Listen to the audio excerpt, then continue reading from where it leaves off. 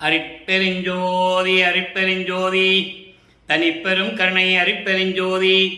எல்லா உயிர்களும் இன்புற்று வாழ்க, வள்ளல் மலரடி வாழ்க வாழ்க, கொல்லா விரதம் குவளை எல்லாம் ஓங்குக, நல்லோ நினைத்த நலம் பெறுக, நன்றி நினைத்த எல்லோரும் வாழ்க இசைந்து. உலக மக்களே, அறிவார்ந்த அன்பர்களே, ஆண்மைநேய ஒருமைப்பாடுடைய அன்பர்களே, அருப்பெருஞ்சோதி ஆண்டவருடைய திருவிளையாடலை பார்த்து கொண்டிருக்கிறோம். அருப்பெருஞ்சோதி ஆண்டவருடைய திருவிளையாடலை நமது வல்லற்பமானவர்கள் அருளிய திருவிற்பாவிலிருந்து, ஒவ்வொரு திருமுறையிலிருந்தும், ஒவ்வொரு பதிகத்தில் இருக்கின்ற ஒவ்வொரு பாடல்களில் இருந்தும் எப்படியெல்லாம் அருப்பெருஞ்சோதி ஆண்டவர் திருவிளையாடல் செய்து கொண்டிருந்தார் என்பதை நாம் கண்கூடாக பார்த்து கொண்டிருக்கிறோம். தினமும் பதிவு விட்டு பார்த்து கொண்டிருக்கிறோம்.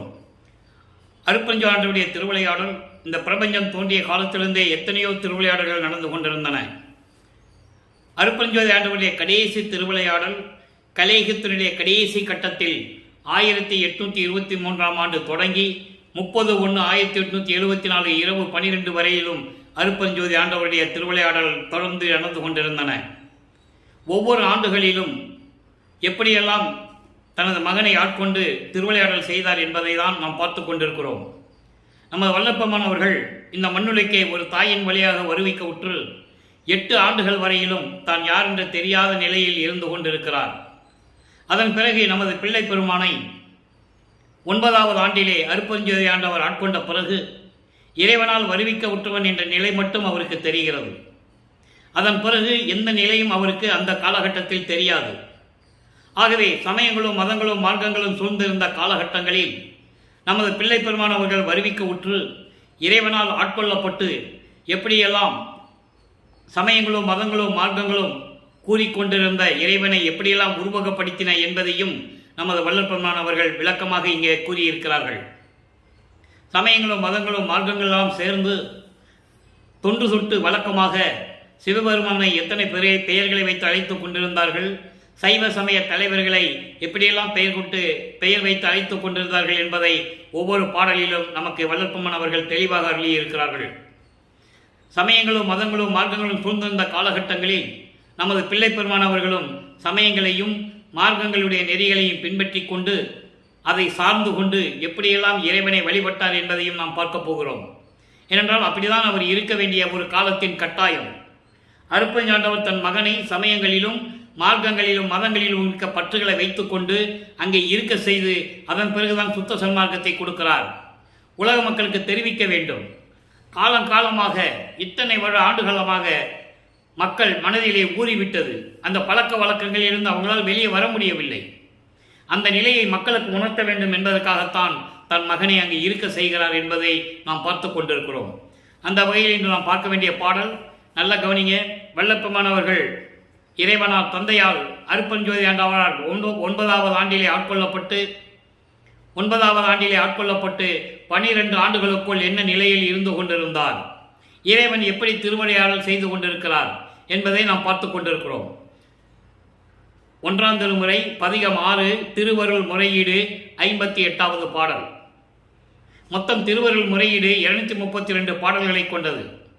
ஒவ்வொரு பாடலிலும் இறைவனை எப்படி உருவகப்படுத்துகிறார் என்பதையும், வருவிக்க உற்று சென்று விட்டாயே வந்து நீ ஏன் அருளை கொடுக்கவில்லை என்ற மன வருத்தத்தையும் மன உளைச்சலையும் தன் தந்தையிடம் கூறிக்கொண்டிருக்கிறார். அப்போ சிவபெருமான் மட்டும்தான் அவருக்கு தெரியும், அருப்பெருஞ்சோதி ஆண்டவர் தெரியாது, சுத்த சன்மார்க்கம் என்னன்னு அவருக்கு தெரியாது. அப்போ நல்லா கவனிச்சிக்கணும். அப்போ சுத்த சன்மார்க்கத்தை எப்படி பெற்றார், எந்த ஆண்டிலே பெற்றார் என்பதை தான் நம்ம பார்த்து கொண்டிருக்கிறோம். இப்போ அவர் சமயங்களையும் மதங்களையும் மார்க்கங்களையும் சார்ந்து கொண்டிருக்கிறார். திருவருள் முறையீடு 58வது பாடல், பதிகம் 1 பதிகம் 6. பை உரைத்தாடும்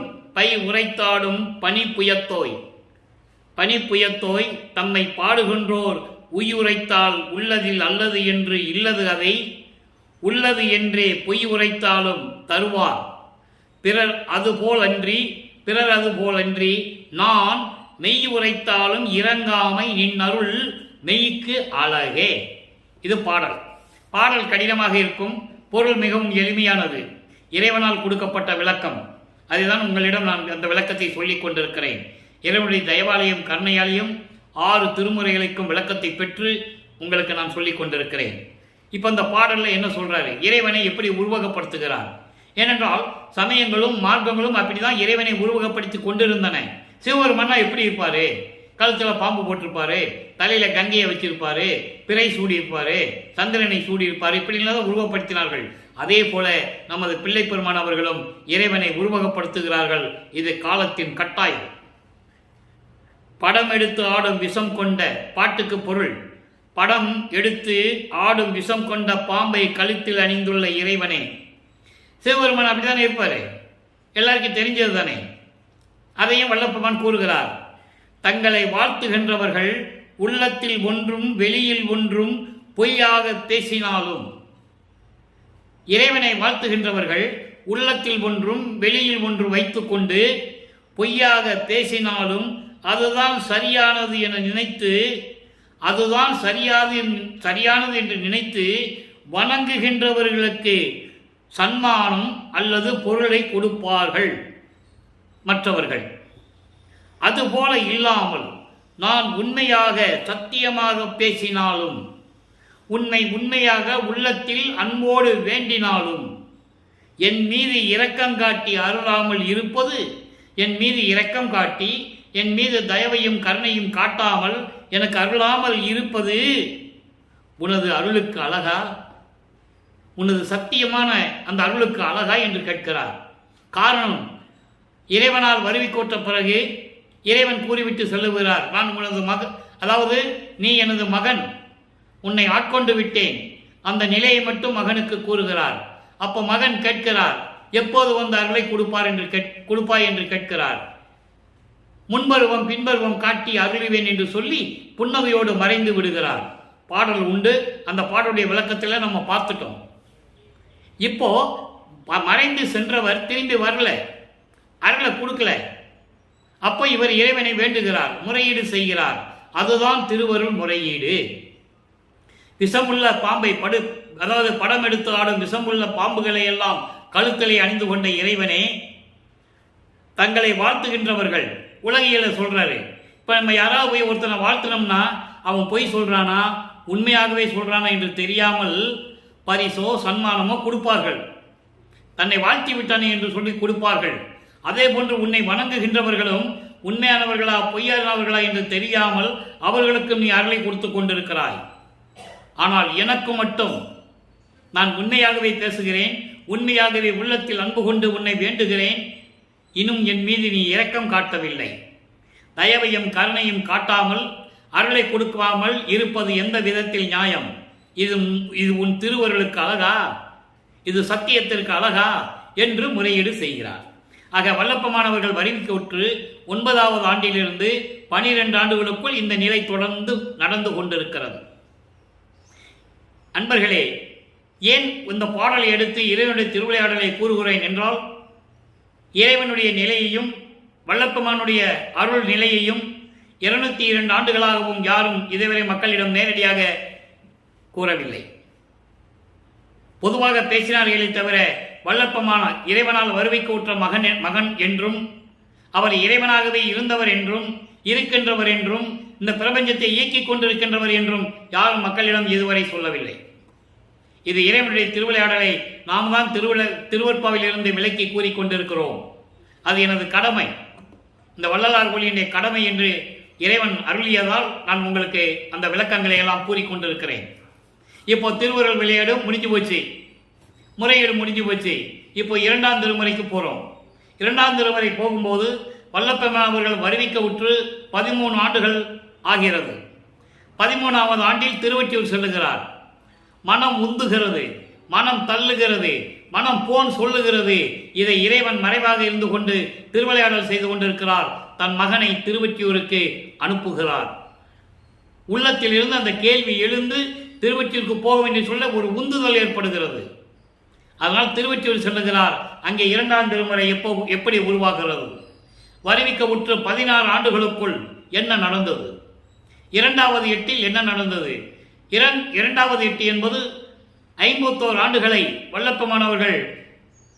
வல்லப்பமானவர்கள் இங்கே தோன்றும் துணையாக இருந்த காலகட்டங்களில் இந்த 51 ஆண்டுகளையும் அருட்பெருஞ்சோதி ஆண்டவர் வருவிக்கவுற்று அந்த 51 ஆண்டுகளையும் 8 8ஆக பிரிக்கிறார். 6 8ஆக பிரித்து ஒவ்வொரு 8 ஆண்டுகளுக்குள் என்ன நடந்தது என்பதை திருவருட்பாவிலே நாம் கண்கூடாக பார்த்து கொண்டிருக்கிறோம். உலக மக்களுக்கு சொல்லியிருக்கார் வள்ளல் பெருமான். அதை நாம் மக்களுக்கு சொல்லிட்டு இருக்கோம். இறைவனுடைய திருவிளையாடல் எப்படியெல்லாம் நடந்ததுன்னு. இப்போ 2ஆம் திருமுறை உருவாகிறது. அங்கே திருவருள் வழக்க விளக்கம் என்ற ஒரு பதிகம் 6. முதல்ல நம்ம பதிகம் 6 பார்த்தது முறையீடு. பரிமிக்க உற்றவன் என்ற நிலையை தெரிந்த பிறகு ஏன் இன்னும் எனக்கு அருளை கொடுக்கவில்லை என்று கேட்கிறார். 2வது நிலை வரும்போது சிறிது முன்னேற்றமாகிறது. 2வது நிலை உருவும்போது முன்னேற்றம் ஏற்படுகிறது. இறைவன் அங்கே தன் மகனுக்கு அவரை அறியாமலேயே அறிவூட்டுகிறார். அறிவு கொடுக்கிறார். எப்படி அறிவு கொடுக்கிறார்? நல்ல கவனிங்க. ஏற்கனவே நடந்த யுகங்களில் திரு தொண்டு செய்தவர்கள், சைவ நெறியை பரப்பியவர்கள், இறைவனால் படைக்கப்பட்டு, வருவிக்க உற்றல்ல, படைக்கப்படுகின்றவர்களுக்கும் வருவிக்க உற்றவர்களுக்கும் வித்தியாசம் உண்டு. வருவிக்க உற்றவன் இறைவன், படைக்கப்பட்டவன் அவனால் இந்த மண்ணுலகில் ஒரு காரியம் ஆக வேண்டும் என்றால் இறைவன் ஒரு ஆளை படைப்பான்.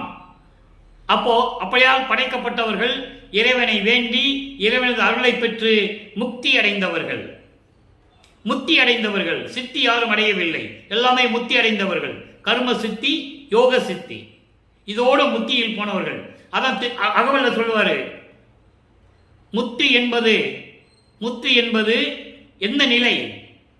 முந்துரு சாதனம். அத்தகர்லி அற்பெருஞ்சோதி. சித்திக்கு அப்புறம் ஒரு நிலை இருக்கிறது. சித்தி என்பது அனுபவ நிலை, இறைவனை சேர்ந்த அனுபவ நிலை. அத்தகர்லி அற்பெருஞ்சோதி என்று சொல்லுவார். இப்படி ஒவ்வொரு நிலைகள் இருக்கின்றன. இப்ப 2ஆம் திருமுறைக்கு வரும்போது ஏற்கனவே நடந்த யுகங்களில் இறைவனுடைய திருவிளையாடல் எப்படி நடந்தது உலக மக்களுக்கு சொல்றாரு. புராணங்களிலும் காவியங்களிலும் தெரிந்த விளக்கங்கள் வேறு. இவர் உண்மையான விளக்கத்தை கொடுப்பார். அதை தான் நாம் பார்த்து கொண்டிருக்கிறோம். அப்ப என்ன சொல்றாரு? அதுதான் திருவருள் வழக்க விளக்கம். ஏற்கனவே நடந்த இறைவனுடைய திருவிளையாடலுடைய நடைமுறை செயல்களின் விளக்கம் எப்படியெல்லாம் நடந்தது. இதுவரைக்கும் திருநாவுக்கரசர் பண்ணது, சம்பந்தருக்கு அருளை கொடுத்தது, சுந்தரனுக்கு கொடுத்ததெல்லாம் பார்த்தோம். இன்னைக்கு மாணிக்கவாசருக்காக எப்படியெல்லாம் இறைவன் அருள் செய்தார் என்பதை இங்கே தெரிவிக்கிறார். அவர் ஏன் இதையெல்லாம் திருவருட்பாவிலே கூறியிருக்கிறார் என்றால் அதுக்கான விளக்கம் ஒன்றை கூறுகிறேன். நல்லா கவனம் வச்சுக்கங்க. ஏற்கனவே ஒவ்வொரு யுகத்திலே நடந்த நிகழ்கள் எல்லாம், நிகழ்ச்சிகள் எல்லாம், செயல்களை எல்லாம் அடுத்த யுகத்தில் வருகின்றவர்கள் சொல்லியிருக்க மாட்டார்கள், தெரியாது. அதே போன்று கிரேத யுகம், திரேத யுகம், துவார யுகம், கலியுகம், 4 யுகங்களிலுமே நடந்தது. ஒருத்தருக்கு ஒருத்தர் அந்த உண்மைகளை இந்த பிரபஞ்சத்தில் கூறியதில்லை. இது மீண்டும் அழிந்துவிடக் கூடாது என்பதற்காக இந்த சமயக்குறவர்களை பற்றி வல்லப்பமானவர்கள் திருவருட்பாவிலே கூறியிருக்கிறார்கள் என்பதுதான் உண்மை. ஏனென்றால் அவர்கள் சைவ நெறியை பரப்பியவர்கள், இறை தொண்டு செய்தவர்கள். அதை மட்டும் நீங்க மனசில் வச்சுக்கணும். இப்ப மாணிக்கவாசருக்காக என்ன திருவிளையாடல் செய்கிறார்? ஏனி பரி செஞ்சடை முதலான எல்லாம் மறைத்து சேன பரிகள் நடத்துகின்ற நல் சேவகன் போல் ஆய்க்கு மான பரிவம நீக்கிய மாணிக்க வாசருக்காய் காண பரிமிசை வந்தனரால் எம் கடவுளரே. அப்படிப்பட்ட இறைவன் தான் என் கடவுள்னு சொல்றாரு. அதுக்குதான் இந்த பாடல். நல்லா புரிஞ்சுக்கணும் நீங்க. எப்படிப்பட்ட இறைவன் எனக்கு கடவுளா இருக்கிறார்னா, ஏற்கனவே பல யுகங்களில் செஞ்ச திருவிளையாடல் செய்த இறைவன் தான் எனது கடவுள் என்று சொல்லுகிறார். இப்ப சிவபெருமானை கடவுள் என்று சொல்லுவார். நல்லா புரிஞ்சுக்கணும். சமயங்களும் மதங்களும் மார்க்கங்களும் சூழ்ந்திருந்த காலகட்டங்களில் இவர் வருவிக்க உற்றதனால் அவர்தான் என்னுடைய இறைவன் என்று சொல்லுவார். சுத்த சன்மார்க்கத்தை பெற்ற பிறகு நிலைகள் மாறுகிறது. அப்ப இந்த சமயங்களும் மதங்களும் மார்க்கங்களும் இருக்காது. அப்போ இறைவனை அருட்பெருஞ்சோதி ஆண்டவர் என்று சொல்லுவார். அந்த விளக்கத்தை நீங்க நல்லா மனசுல வச்சுக்கணும். இப்ப இந்த பாடலுக்கு பொருள் பாருங்க. கங்கையை செஞ்சடையில் சூரிய, அதாவது கங்கையை செஞ்சடையில், சிவந்த சடையில், பின்னிய சடையில் சூடிய அந்த நிலைகளை எல்லாம், அந்த காட்சிகளை எல்லாம் மறைத்து, அப்போ இதெல்லாம் மறைத்து மாறுபடுத்துகிறவர்கள். அதை நீங்க புரிஞ்சுக்கணும். நம்ம என்ன சொல்லுவோம்? சிவபெருமன்னா கங்கையை சூடியவன், பாம்பை கழுத்தில் அணிந்து கொண்டவன், செஞ்சடை உடையவன், அப்படியெல்லாம் சொல்லுவாங்க. இதையெல்லாம் மறைத்து சாதாரண மனிதனாக, ஒரு சேவகனாக, ஒரு வேலையாளாக, கூலியாளாக வருகிறார் என்று சொல்லுகிறார். அதான் கங்கை செஞ்சடை முதலியவற்றை எல்லாம் மறைத்து மாறு வேடத்தில், அதாவது குதிரைகளை ஓட்டி செல்லும் சேவகன் போல மதுரை மாநகரிலே தெருவிலே நடந்து மாண்புமிக்க இரக்கத்தால் கருணையினால் மாணிக்க வாசருக்காக அவரை பார்ப்பதற்காக குதிரை மீது அமர்ந்து வந்து காட்சி கொடுத்தார். மாணிக்க வாசகருக்கு காட்சி கொடுத்ததை கூறுகிறார். நல்லா கவனிச்சுக்கணும் நீங்க. மாணிக்க வாசகருக்கு காட்சி கொடுத்ததை கூறுகிறார். முதலிலே மாணிக்க வாசகர் வாதவூரான் என்ற பெயரில் உலாவிக் கொண்டிருந்தார். வாதவூரன் என்ற ஊரிலே பிறந்ததால் அவருக்கு பெயர் வாதவூரான். அந்த அதிமர்த்தன பாண்டியனுடைய அரசவையிலே நிதியமைச்சராக இருந்தவர். அப்போ நிதியமைச்சராக இருக்கும்போது இறைவன் அரசனுடைய கனவுல போய் சொல்றாரு, உன் நாட்டுக்கு ஆபத்து வரப்போகுதுப்பா, உனக்கு குதிரைப்படை கம்மியா இருக்கு, குதிரை வாங்கி வையின்னு சொல்லிட்டு போயிடுறாரு. உடனே அவர் தன்னுடைய நிதியமைச்சரை வாதவூரானை பொற்காசுகள் கொடுத்து குதிரை வாங்க அனுப்புகிறார். இவர் குதிரை வாங்க ஒரு இடத்துல போய் படுத்திருக்கிறாரு. அப்ப இறைவன் ஒரு அடியார் வேடத்தில் வந்து, நல்லா கவனிக்கணும், ஒரு அடியார் வேடத்தில், சிவனடியார் வேடத்தில் வந்து பொற்காசுகள் வைத்துக் கொண்டிருக்கிறாயே, கோயிலை கட்டுன்னு சொல்லிட்டு போயிட்டாரு. வந்தது இறைவன் மாணிக்கவாசகருக்கு தெரியாது. அப்போ அவருக்கு பேர் வாதவூரான் தான். மாணிக்கவாசகர் வந்து மதுரைக்கு வந்து மறுபடியும் காட்சி கொடுத்த பிறகுதான் மாணிக்கவாசகர் ஆனாரு.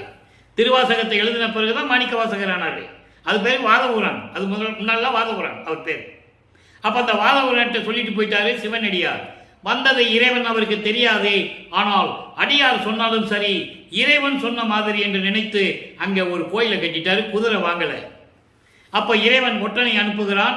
உடனே கைது பண்ணி வாதவூரானை அழைத்து செல்லுகிறார்கள். அங்கதான் இந்த திருவிழா நடக்குது. இவர் மாறு வேடத்துல ஒரு குதிரை ஓட்டியாக சேவன் போல இருந்து குதிரைகளை தெருவழியாக வழிநடத்தி சென்று கொண்டிருக்கிறார். அங்கே இறைவனு காட்சி கொடுக்கிறார் வாதவூரானுக்கு. அதன் பிறகுதான் வாதவூரான் மாணிக்கவாசகரார் என்பதை இந்த பாடலிலே தெளிவாக கூறியிருக்கிறார். அப்படிப்பட்ட இறைவன் தான் என்னுடைய கடவுள் என்று சொல்லுகிறார். இப்போ 2 திருமுறை முடிந்து விட்டது. 3ஆம் திருமுறை உருவாகிறது. 3ஆம் திருமுறை உருவாகும் போது நமது பிள்ளை பெருமானவர்கள் வல்லப்பெருமானவர்கள் 16வது எட்டிலிருந்து 24 ஆண்டுகளுக்குள் இருக்கிறார். அந்த 8 ஆண்டில் என்ன நடந்தது, வருவிக்க உற்று 24 ஆண்டுகளுக்குள் என்ன நடந்தது, எப்படி திருவிளையாடல் நடந்தது, இறைவனை எப்படி கூறுகிறார்.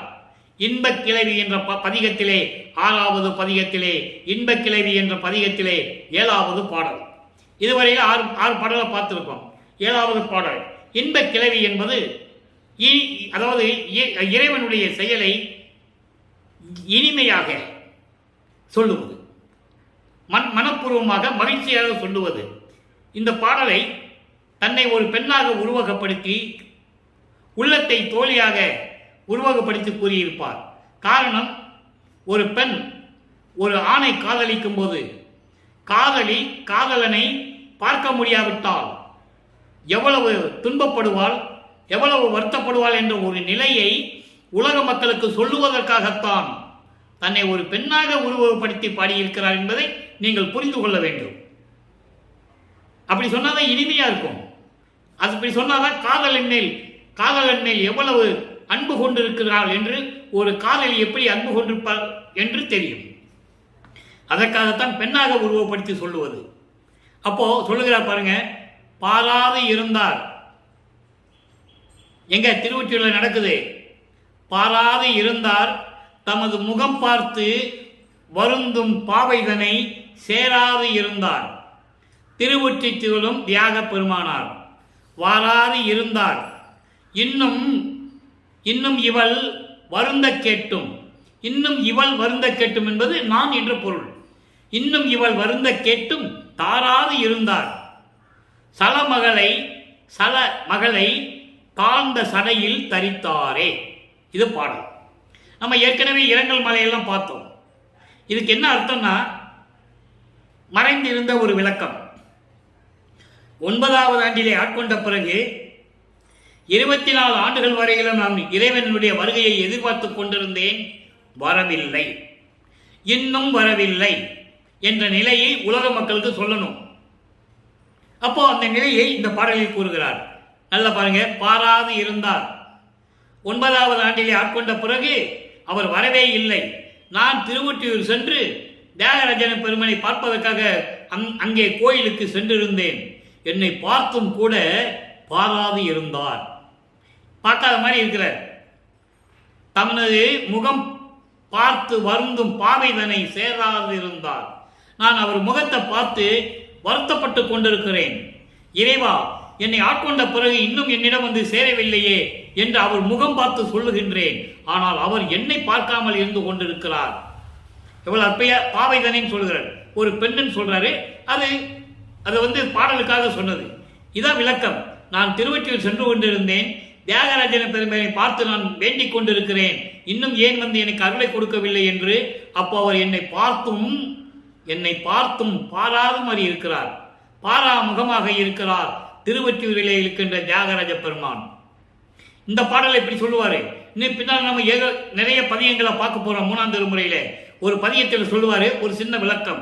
ஏன் இதை சொல்றாரு, முகத்தை பார்க்காம ஏன் இருக்கிறான்னு சொல்றாருன்றதை ஒரு விளக்கம் தருகிறேன், மனசுல வச்சுக்காங்க.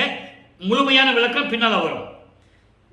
இவர் போய் பாராமுகம் இருக்கான்னு சொல்லிட்டாருல, அங்கேயே நின்றுட்டு இருக்கிறாரு.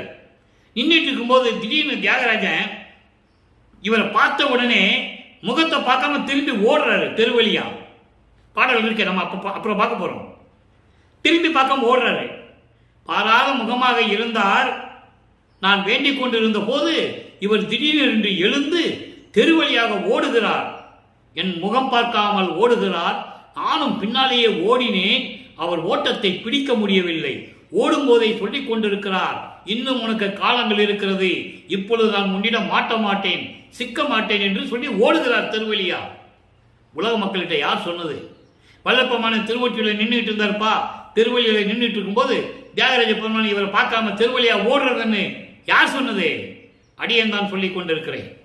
பாடல்ல இருக்கு. திருவிளையாடல் நடந்து கொண்டு இருக்கிறது. இறைவனுடைய திருவிளையாடல் நடந்து கொண்டு போகும்போது சொல்லிட்டு போறாரு, இப்பெல்லாம் உங்ககிட்ட நான் சிக்க மாட்டேன்னு சொல்றாரு.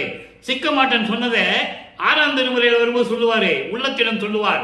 உள்ளமே இப்போ ஒருத்தர் நிக்கிறான் பாரு வெளியே, இவன் என்னை பார்த்து திருவழியா ஓடினவன், எப்படி என்னை ஏமாத்திட்டு தெருவழியா ஓடினவன் இப்போ நம்ம வீட்டு முன்னால வந்து நிக்கிறான் பாரு.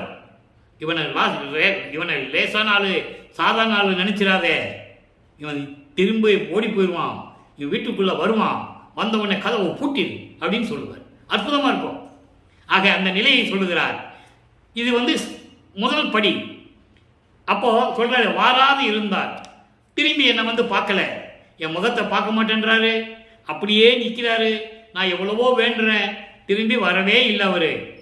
இப்படி இன்னும் மேலும் இவள் வருந்த கேட்டும் தாராது இருந்தார். இன்னும் நான் விரும்பி விரும்பி வேண்டி வேண்டி முறையீடு செஞ்சுக்கிட்டு இருக்கேன். இன்னும் எனக்கு அருளை கொடுக்கல, இன்னும் என்னை அருளை கொடுக்கல. எப்படிப்பட்ட இறைவன்? அவன் மட்டும் ஒரு பெண்ணை, சலமகள், சலம்னா தண்ணி, மகள் என்றால் கங்கை, அதாவது கங்கையை தலையில் சடையில் சூடிக்கொண்டிருக்கின்றவன். அவன் மட்டும் ஒரு பெண்ணை தலையை சூடிக்கொண்டிருக்கிறான். இடது பக்கம் ஒரு பெண்ணை வைத்துக் கொண்டிருக்கிறான். என்னை மட்டும் அவன் ஏற்றுக்கொள்வதில்லை. எவ்வளவு பெருமையா அருமையா சொல்லுவார். அடுத்த பாடல் நாளைக்கு தான் அந்த பாடலை பார்க்க போறோம். இப்படி கங்கையை தலையில் சூடிய அந்த இறைவன் என் மீது இரக்கம் காட்டவில்லை, எனக்கு இன்னும் அருளை கொடுக்கவில்லை என்று இந்த பாடலை உலக மக்களுக்காக, உலக மக்கள் தெரிய வேண்டும், உண்மையை புரிந்து கொள்ள வேண்டும் என்பதற்காகத்தான் திருவருட்பாவை நமக்கு அருளி இருக்கிறார்கள் என்பதை இங்கே நான் பதிவு செய்ய கடமைப்பட்டிருக்கிறேன். சும்மா பொழுதுபோகலனோ வீணாவோ அவர் இந்த படைக்கல. உலக மக்களுக்கு தெரியணும், தன்னுடைய நிலை தெரியணும், நான் எப்படி இருந்தேன் அவருக்கு தெரியணும், வல்லற்பெருமான் எப்படி இருந்தார்னு இறைவனுக்கு தெரியணும், இறைவன் யாரு இன்னும் தெரியணும். சிவபெருமானாகவும் தியாகராஜ பெருமானாகும் போது என்னென்னலாம் நடந்தது அதையெல்லாம் உலக மக்களுக்கு தெரியணும். நல்லா புரிஞ்சுக்கணும் நீங்க. அதுக்கப்புறம் அருப்பஞ்சாண்டவர்னு பிரபஞ்சம் தோன்றிய காலத்திலே மறைச்சிட்டாங்கல்ல, அதை சொல்லுவார், மண்மூடி மறைத்து விட்டார்கள் என்று சொல்லுவார். ஒரு வல்லவன் பூட்டிய பூட்டை தடுக்கணும்னு சொல்லுவார். ரொம்ப அற்புதமான நிகழ்வுகள்லாம் இருக்கு திருவருட்பாவில்.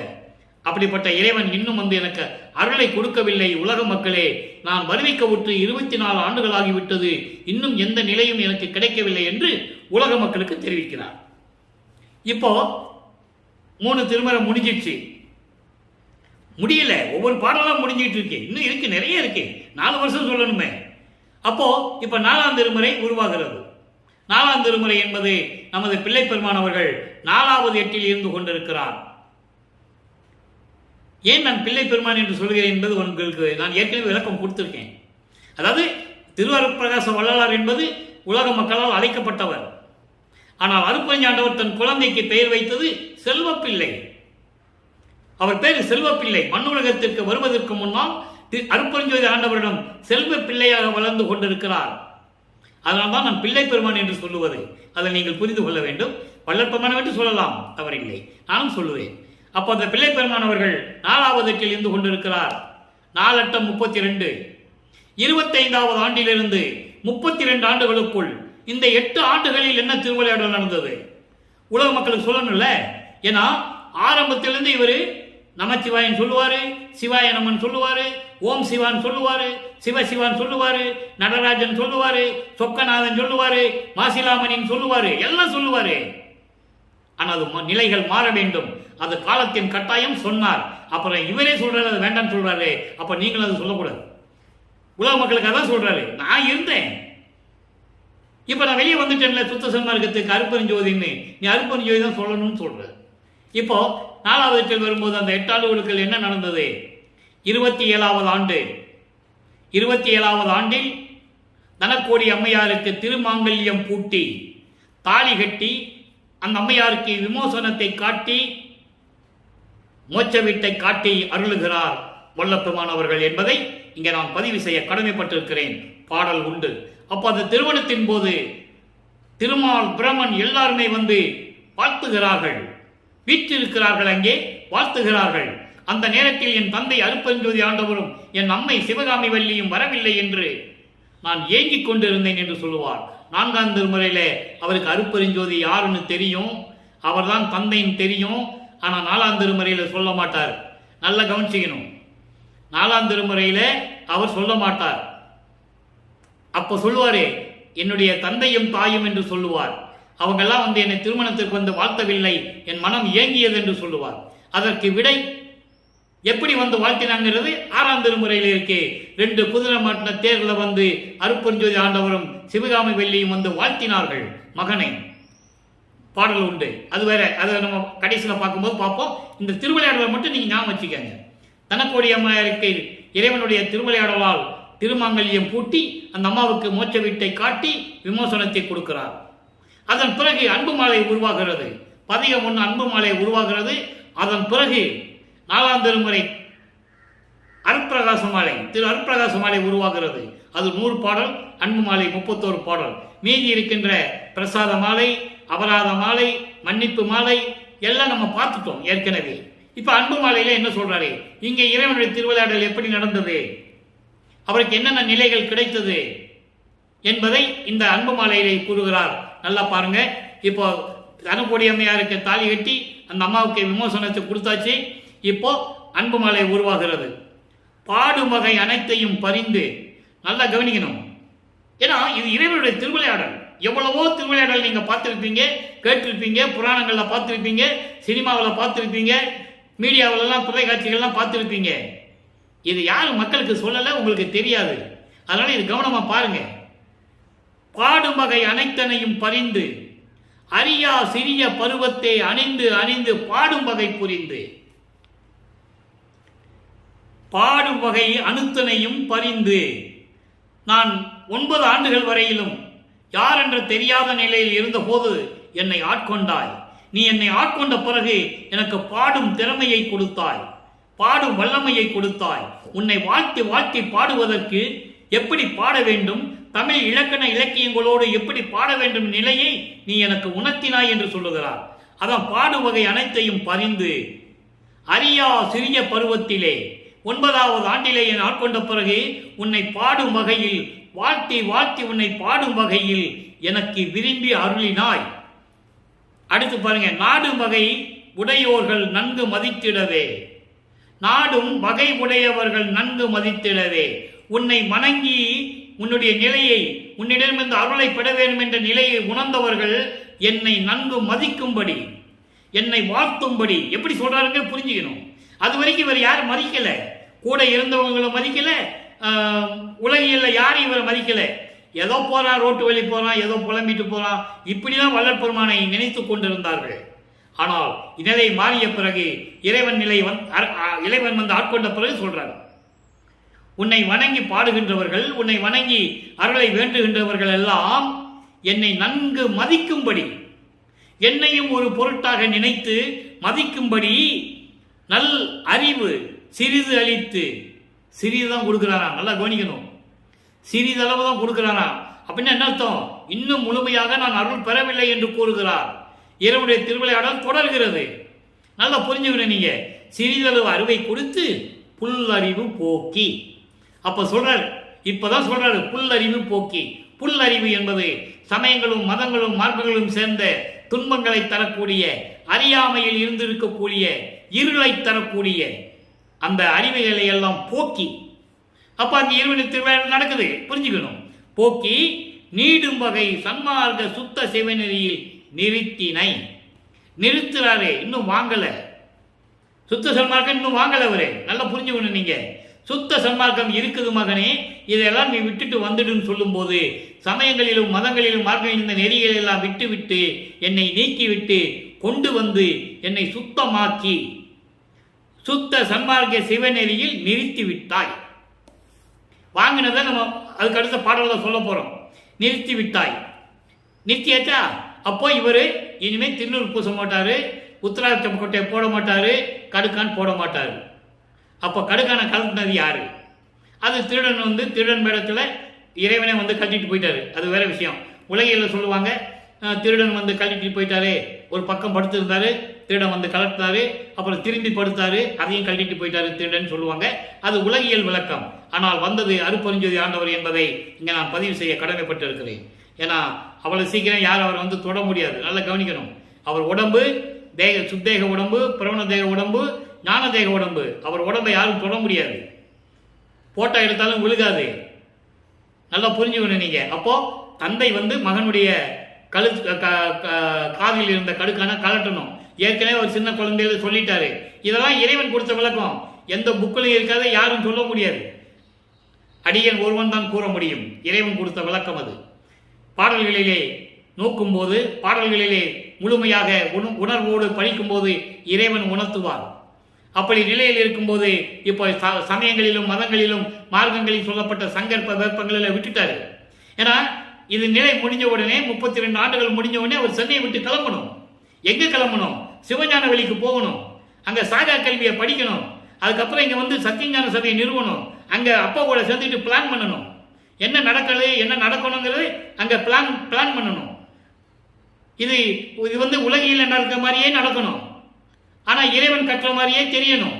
இப்படி நிலைகள் நிறைய இருக்கு. அப்போ அங்க போயிட்டார் அவரு. இப்ப என்ன சொல்றாரு? சுத்த சன்மார்க்கத்தில் நிறுத்தினாதான் சிவஞான வெளிக்கு போக முடியும். சுத்த சன்மார்க்கம் இல்லாம பூலோகத்திலிருந்து மண்ணுலகத்திலிருந்து எங்கேயும் போக முடியாது. அப்போ சன்மார்க்க சுத்த சிவநெறியில் நிறுத்தினை சிறியேனே, நின் அருளை நான் என்னவென்பேன், நின் அருளை நான் என்னவென்பேன். கூடும் வகை உடையவரெல்லாம் குறிப்பு எதிர்பார்க்கின்றனர். உன் கூட எப்படியாவது சேர்ந்து நினைக்கிறாங்கல்ல.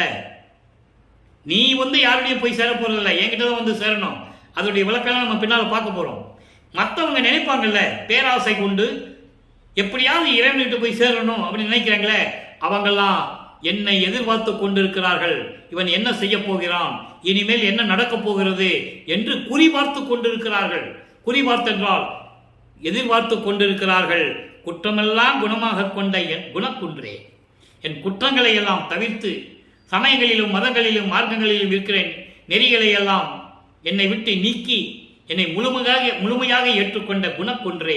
குணம் என்பது இறைவனுக்கு 8 குணம் உண்டு. தன்மையற்றனாதல், தூய உடம்பினாதல், இயற்கையை உணர்வினாதல், முற்றிலும் உணருதல், இயற்கையாகவே பாசங்களை நீக்குதல், முடிவில் ஆற்றல் உடைமை, பேரறிவில் இன்பம் உடைமை, பேரின்பில் இன்ப உடைமை, வரம்பில் இன்ப உடைமை. இப்படி 8 குணங்கள் இறைவனுக்கு உண்டு. அப்படிப்பட்ட 8 குணங்கள் கொண்ட இறைவனை என்று சொல்லி இந்த பாடலை நாம் கருதியிருக்கிறார்கள். ஆக மக்களே, இப்போ இறைவன் எப்படியெல்லாம் திருவிளையாடல் செய்ததை 4ஆம் திருமுறை வரைக்கும் பார்த்துட்டோம். 4ஆம் திருமுறை வரைக்கும்னா வல்லப்பமான ஒரு வரிவுக்கு ஒற்று 32 ஆண்டுகள் வரைக்கும் நம்ம பார்த்துட்டோம். இப்போ 6ஆம் திருமுறைக்கு போறோம். சுத்த சன்மார்க்கத்தை வாங்கியாச்சு, உள்ள என்றாகிறார். திருக்கதவம் திறத்தல் பதிகம் 18, திருக்கதவம் திறத்தல் 10வது பாடல். இதுவரைக்கும் 9 பாடலை பார்த்திருக்கோம். திருக்கதவம் திறத்தல் என்பதை உன்னுடைய திரு உள்ளத்தை திறந்து உள்ளதை உள்ளபடி எனக்கு விளக்க வேண்டும், உன் உள்ளத்தில் எனக்கு இடம் வேண்டும், உன் அருள் வேண்டும் என்று கேட்பது. இப்ப பாருங்க, திருத்தகும் ஓர் தருணம், இதில் திருக்கதவம் திறந்து உள்ளத்தை திறந்து திருவருள் பேரொளி காட்டி திருவமுதம் ஊட்டி. நல்லா கவனிக்கணும், அருளமுதம் உண்டவர் அவர், சுத்த சன்மார்க்கத்தினுடைய அருளமுதம் உண்டவர். அவர் சாப்பிடணும்னு அவசியம் இல்லை, தூங்கணும்னு அவசியம் இல்லை, குளிக்கணும்னு அவசியம் இல்லை. இறைவனுக்கு ஏது? மற்ற பதத்தலைவர்களையும் சமய தலைவர்களையும் உருவானவர்கள் எல்லாம் சொன்னார்கள். ஆனால் வல்லப்பமனை பற்றி எதுவுமே சொல்லவில்லை. ஏன்னா எந்த தெய்வமாவது சாப்பிட்டுச்சு போச்சுன்னு சொன்னாங்களா? சொல்ல மாட்டாங்க. ஆனால் வல்லப்பமனை மட்டும் ஏன் சொன்னாங்க? அவங்களுக்கு தெரியாது, தெரிந்திருந்தும் மறைத்து விட்டார்கள் என்பதுதான் உண்மை. இப்ப பாருங்க, கருத்து மகிழ்ந்து என் உடம்பில் கலந்து உள்ளத்தில் கலந்து கனிந்து உயிரில் கலந்து அறிவில் கலந்து உலகம் அனைத்தும் உருத்தகவே, உருத்தகவே அண்டர்லைன், உருத்தகவே அடங்குகின்ற ஊழிதோறும் பிரியாது அண்டர்லைன், ஒன்றாகி காலவரை உரைப்ப எல்லாம் கடந்தே திருச்சி ஓடு விளங்கி அருள் ஆடல் செய்ய வேண்டும். ஆடல் என்ன? திருவிளையாடல். திருவிளையாடல் என்ன யாருக்கும் தெரியாது, அதான் திருவிளையாடல். திருவிளையாடல் செய்யும் போது இறைவனுக்கும் சம்பந்தப்பட்டவருக்கு மட்டும்தான் தெரியும், மற்றவங்களுக்கு ஒரு சாதாரண ஆள் மாதிரி தெரியும். சித்த சிகாமணியே என் திருநாட நாயகனே, பாடலை விளக்கம் பாருங்க. அருள்நிலை கொடுக்க அன்பர்களே, பாடல் மட்டும்தான் உங்களுக்கு நான் கூறுவேன், விளக்கம் இறைவன் கொடுக்கிற விளக்கம். ஏன்னா 6000 பாடலையும் மனப்பாடம் வந்து உங்ககிட்ட நான் சொல்ல முடியாது, ஆனால் விளக்கத்தை சொல்ல முடியும். 6000 பாடலுக்கு என்னால் விளக்கத்தை சொல்ல முடியும். அந்த தயவும் கருணையும் இறைவன் எனக்கு கொடுத்திருக்கிறார், வல்லற்பமான எனக்கு கொடுத்திருக்கிறார். திருத்தகு ஓர் தருணம், இதில் திருக்கதவும் திறந்தே அருள்நிலை கொடுக்க ஒப்பற்ற நேரம் இதுதான். தந்தையே, உன்னுடைய அருளை எனக்கு கொடுப்பதற்கு தகுந்த தருணம் இதுதான். உன் உள்ளத்தை திறந்து உள்ளபடி எதையும் மறைக்காமல் எல்லா அருளையும் எனக்கு கொடுக்க வேண்டும். திருவருள் பேரொளி காட்டி, திருவருள் பேரொளி காட்டி என்பது திருவருளாகிய அருப்பெருஞ்சோதியை காட்டி, அதான் பேரொளி. அருப்பெருஞ்சோதியை காட்டி திருவமுதம் ஊட்டி, உன்னுடைய அருளமுதத்தை கொடுத்து சுத்த சன்மார்க்கத்தை கொடுத்து கருத்து மகிழ்ந்து, கருத்து என்பது உள்ளம், உள்ளம் மகிழ்ந்து என் உடம்பில் கலந்து உள்ளத்தில் கலந்து கனிந்து உயிரில் கலந்து. கனிந்து என்ன? தயவோடையும் இரக்கத்தோடையும், தயவோடையும் இரக்கத்தோடையும் உயிரில் கலந்து அறிவில் கலந்து உலகம் அனைத்தும் உறுத்துகவே, உலகம் அனைத்தும் காணும்படி. எல்லா உலகமும் பார்க்கணும் நீ எனக்கு அருளை கொடுக்கும்போது. இத்தனை வருஷமா, அதாவது இத்தனை ஆண்டுகளாக, 34 ஆண்டுகளாக என்னை மறைத்து மறைத்து எவ்வளவு திருவிளையாடல் செய்தாய்.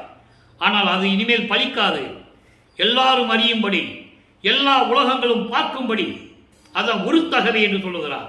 எல்லா உலகமும் பார்க்கும்படி அடங்கிய இந்த யுகங்கள் இருக்கிறதே, எல்லா யுகத்திலையும் நான் உன்னோடு பிரியாது இருக்க வேண்டும், ஒன்றாக இருக்க வேண்டும்.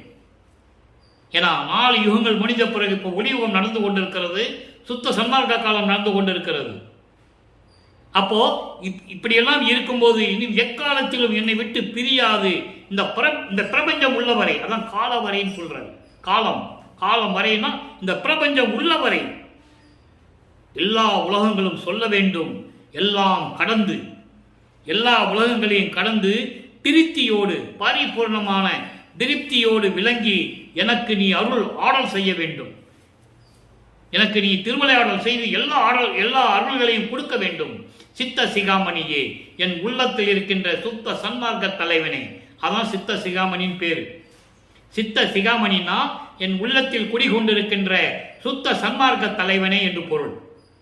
திருநட நாயகனே, நடனங்களுக்கெல்லாம் அரசனாக விளங்கக்கூடிய, நாயகனாக விளங்கக்கூடிய அருப்பெருஞ்சோதி ஆண்டவரே, என் தந்தையே, எனக்கு எல்லாவும் பரிபூர்ணமாக திருப்தியோடு உயிரில் கலந்து உள்ளத்தில் கலந்து உடம்பில் கலந்து என் உயிரோடு கனிவோடும் தயவோடையும் கலந்து இந்த உலகமெல்லாம் பார்க்கும்படி எனக்கு நீ அருள் செய்ய வேண்டும் என்று சொல்லுகிறார்.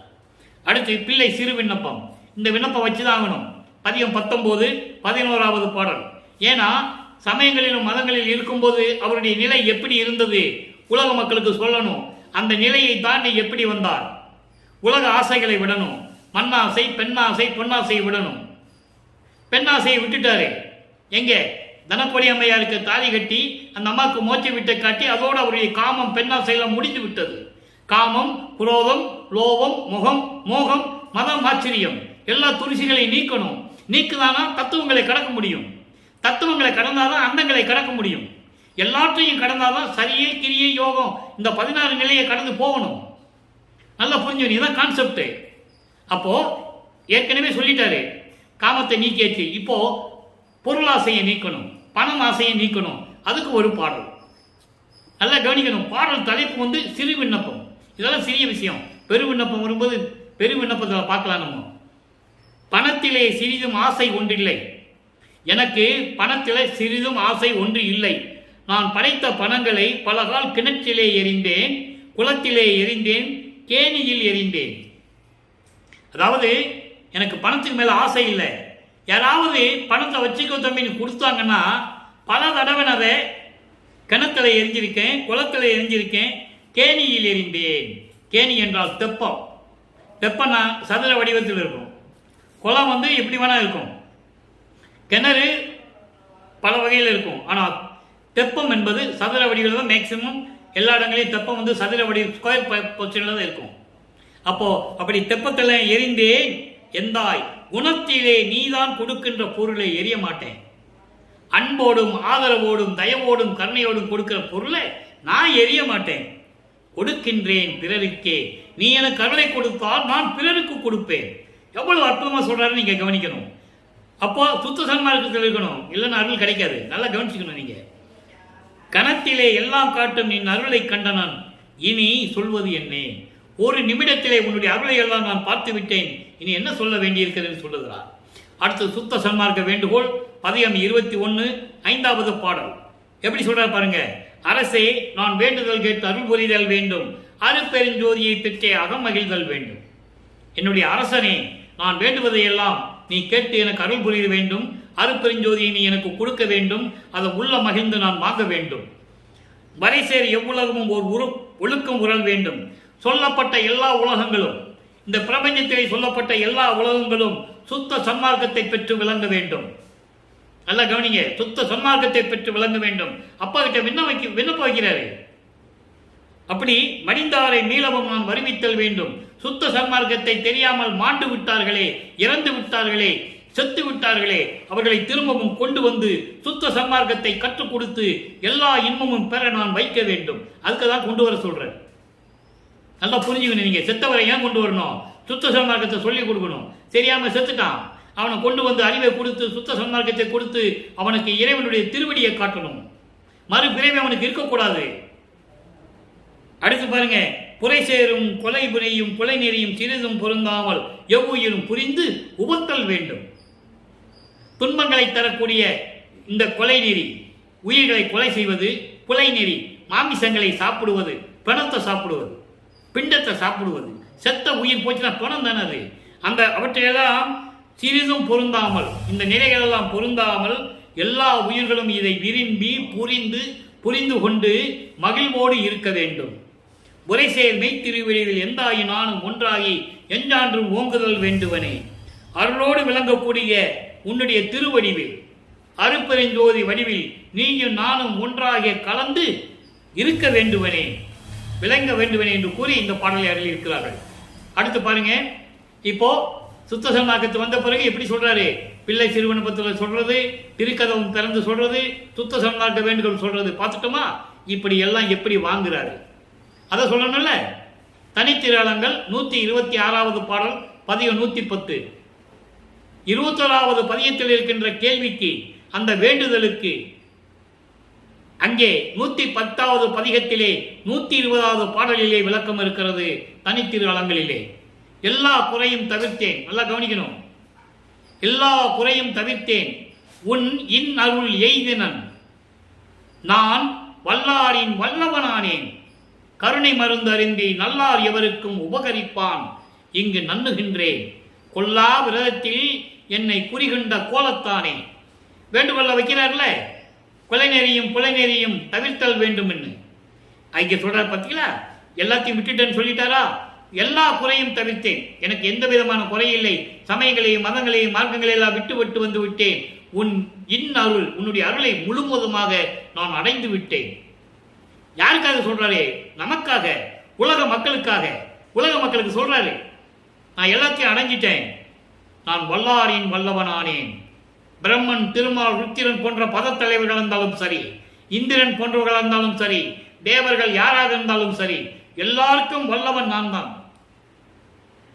எப்படி சொல்றாரு பார்த்தீங்களா? அப்படிப்பட்ட வல்லற் பெருமானை சர்வசாதாரணமாக பேசிக் கொண்டிருக்கிறார்கள் என்பதுதான் வேதனையான விஷயம், சகிக்க கொள்ள முடியாத விஷயம். வல்லாருக்கு வல்லானானேன், கருணை மருந்தறிந்தி உன்னிடமிருந்து கருணையும் தயவையும் பெற்றுக்கொண்டு நல்லார் எல்லாருக்கும் உதவக்கூடிய இறைவனை நான் நன்னுகின்றேன், கலந்து விட்டேன். தெளிவா சொல்றார்.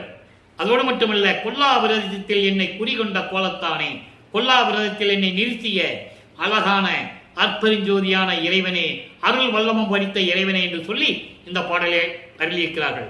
சரி, அடுத்து இந்த அருளை பெற்றதுக்கு மெய் வியப்பு, மெய்யருள் வியப்பு உலக மக்களுக்கு சொல்றாரு. அது எப்படி வியப்பாக இருக்கிறது, எவ்வளவு அதிசயமாக இருக்கிறது. 112வது பதிகம் மெய்யருள் வியப்பு, 54வது பாடல். என்னை மறைத்த மறைப்பை நீக்கி, அண்டர்லைன், முக்கியமான வரி. என்னை மறைத்த மறைப்பை நீக்கி. என்ன மறைப்பு இருந்தது அவருக்கு? 9வது ஆண்டிலே இறைவன் வந்து ஆட்கொள்ளும் போது அவருக்கு மறைப்பு நிலை இருக்கிறது. அதை நம்ம தினமும் பார்த்துட்டு தான் இருக்கோம். அந்த மறைப்பை நீக்கி, பிரபஞ்சத்தினுடைய மறைப்பை நீக்கி, பிரபஞ்சத்தில் என்னவெல்லாம் நடந்தது, யார் யார் எந்த நிலையில் இருந்தார்கள், யார் யாரிடம் குறை இருந்தது, யார் யார் தவறு செய்தார்கள், இவற்றையெல்லாம் நீக்கி எனக்கு காட்டி. நல்லா கவனிக்கணும். தெளிவா சொல்லுவார் அற்பவல, போருக்கூறியவர்கள் என்று சொல்லுவார். பிரம்மன், திருமால், இந்திரன், தேவர்கள் எல்லாம் போர்க்குணம் கொண்டவர்கள், உயிர்களை கொலை செய்த குற்றவாளிகள் என்று சொல்லுவார். பாடலிலே விளக்கம் உண்டு, யாரும் மறுக்க முடியாது. அந்த நிலையை யார் சொன்னது? இந்த பிரபஞ்சத்தில் நமது இறைவன் வல்லப்பெருமான் தான் சொன்னார். இன்னும் முளை மதத்தை விட்டார் இல்லை என்று சொல்லுவார். காமத்தை கூட இன்னும் உடலையா அவங்க. அதான் இங்க சொல்றாரு, யார் யார் எப்படி இருந்தாங்க, அந்த மறைப்பை எல்லாம் நீக்கி என்னை மறைத்த மறைப்பை எல்லாம் நீக்கி பிரபஞ்சத்தை காட்டி, பிரபஞ்சத்தில் என்னென்ன நடந்தது என்று கூறுகிறார் என்னிடம் எனக்கு காட்டி. அதான் மகாதேவ மாலையில் சொல்லுவாரு, தெளிவா சொல்லுவார்.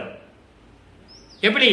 95வது பாடல்ல கடைசி பாடல் வரியில சொல்லுவாரு, நெடுமால் கடவுள் சமூகத்தோர்த்தம் செய்த தவறுகள் 1000 பொறுத்து மாயை ஒடிய நேர் நின்ற கருணை வள்ளல் நீ என மறைகள் ஓதுவது இங்கு உன்னைத்தான் அன்றே என்று சொல்லுவார். திருமாலும் பிரம்மனும் செய்த கொடுமைகள், குற்றங்கள் எவ்வளவு இருக்கிறது என்பதை திருவொற்பாவை நமக்கு அருளி இருக்கிறார்கள். அவர்கள் உலகத்தில் பேசப்பட்டது வேறு, அவர்களுக்கு அவதாரம் கொடுத்து ஆட்சி சொன்னது அருட்பெருஞ்சோதி. அகவல்ல எல்லா உண்மைகளும் இருக்கு. ஆக இந்த நிலைகள் எல்லாம் எனக்கு காட்டி, இறைவா நின்னையும் காட்டி, உன்னுடைய அடியும் முடியும் காட்டி. எவ்வளவு சொல்ற பாருங்க, நின்னையும் காட்டி என்பது உனது அடியும் முடியும் எனக்கு காட்டி. ஏன்னா அடி முடி யாருமே பார்க்கல, பிரம்மன் திருமாலாம் பார்க்கல. இதுக்கு நிறைய விளக்கங்கள் நம்ம ஏற்கனவே நம்ம பதிவில் பார்த்துட்டோம். அப்படியெல்லாம் காட்டி, இன்னையும் காட்டி, என்னையும் காட்டி வளர்த்தாய். வளர்க்கிறாரே, அமுதம் ஊட்டி. பசி எடுக்க கூடாதுல்ல மகனுக்கு, அருள் அமுதம் ஊட்டுகிறார். கொடுக்கல, ஊட்டுகிறார். நல்லா கவனிக்கணும் நீங்க. அருள் அமுதம் ஊட்டி முன்னை மறைக்கும் முன்னாளில் வேதங்களுக்கும் மறையின வேதங்கள், அந்த வேதங்களுக்கும் எட்டாத நினது பெருமை தன்னையே முன்னி நினைத்து மகிழ்ந்து பாட புரிந்தாய் அடிமை என்னையே. எவ்வளவு விளக்கங்கள் இருக்கிறது பார்த்துக்கணும். அடுத்து அம்பலவாணர் வருகை, 6வது பாடல். அம்பலவாணர் ஆட வருகை. அம்பலவாணர் ஆட வருகைன்னு என்ன அர்த்தம்? ஆடுறதுக்காக கூப்பிடுறாரு இல்ல, திருவிளையாடல் செய்து என்னை ஆட்கொள்ள வேண்டும், அதுக்குதான் கூப்பிடுறாரு. அம்பலவாணர் ஆட வருகை, 6வது பாடல், பதிகம் 115. சன்மார்க்க நெறி வைத்தீர். எவ்வளவு உண்மை இங்கதான் சொல்றாரு. சன்மார்க்க நெறி வைத்தீர், சாகாத வரம் தந்தீர், கல்மார்க்கம் மனம் கரைத்தீர், சமயங்களையும் மதங்களையும் மார்க்கங்களையும் எல்லாம் ஒழித்து விட்டீர். கண் இசைந்த கணவரே நீர். கணவர் என்ன அர்த்தம்? என்னுடைய தந்தை, என்னை ஆண்டவர் என்று பொருள். தோழிகள் ஆட வரும்போது மகிழ்ச்சி ஆடிக்கிட்டு இருப்பாங்க, அதை உருவப்படுத்த கணவர் என்று சொல்லுகிறார். என்னுடைய ஆண்டவர் நீதான், என்னை ஆட்கொண்டவர் நீதான், சொல்மார்க்க பொருளானீர், சுத்த சன்மார்க்கத்தின் விளக்கமானீர். சொல்மார்க்க பொருளானீர் என்றால் சுத்த சன்மார்க்கத்துடைய விளக்கம் நீர்தான், சுத்த சன்மார்க்கத்தின் தலைவன் நீதான். என் மார்க்கம் உள்ளகத்தகன்றி என் மார்க்கத்தில் இருந்து கொண்டிருக்கிறேன். என் மார்க்கம் என்பது சமரச சுத்த சன்மார்க்கம். என் மார்க்கத்தில் நீங்கள் இருந்து கொண்டிருக்கிறீர்கள். எல்லாமுடைய இறைவனே, என்னுடைய நாயகரே, ஆடவாரீர். ஆடவாரின்னு என்ன? என்னை ஆட்கொண்டு திருவிளையாடல் செய்தது போதும், நம்ம 2 பேரும் ஒன்னாயிரலாம், என்னோடு இருக்க வாங்க, நீயும் நானும் ஒன்னா இருந்து அருளை செய்வோம், உலகத்தை இயக்குவோம், திரு அருள் செங்கோலாட்சி செலுத்துவோம் என்று சொல்லி இந்த பாடலை நாம் கருளியிருக்கிறார்கள். ஆக அன்பர்களே, இன்று நாம் பார்த்த அருட்பெருஞ்சாதியினுடைய திருவிளையாடல் விளக்கம் இன்று திருவிளையாடல் மட்டும் முடிகிறது. நாளையும் தொடரும். 4 ஆண்டுகள் சொல்ல வேண்டியிருக்கிறது. நீங்கள் தொடர்ந்து பார்க்க வேண்டும். எனவே அன்பர்களே, சுத்த சன்மார்க்கத்தில் இருந்து கொண்டு இறைவனை வணங்கி இறைவனுடைய அருளையும் செல்வங்களை எல்லாம் பெற்று நீங்கள் வையகத்தில் வாழ்ந்து இறைவனுடைய தயவையும் கருணையும் பெற்றுக்கொண்டு நீங்கள் வாழ வேண்டும் என்று சொல்லி இந்த வள்ளலார் ஊழியன் வாழ்த்தி விடைபெறுகிறேன். மீண்டும் நாளை சந்திப்போம். நன்றி, வணக்கம். அருட்பெருஞ்சோதி அருட்பெருஞ்சோதி தனிப்பெருங்கருணை அருட்பெருஞ்சோதி. மீண்டும் அருட்பெருஞ்சோதி ஆண்டவருடைய திருவிளையாடல் நாளை தொடங்கும்.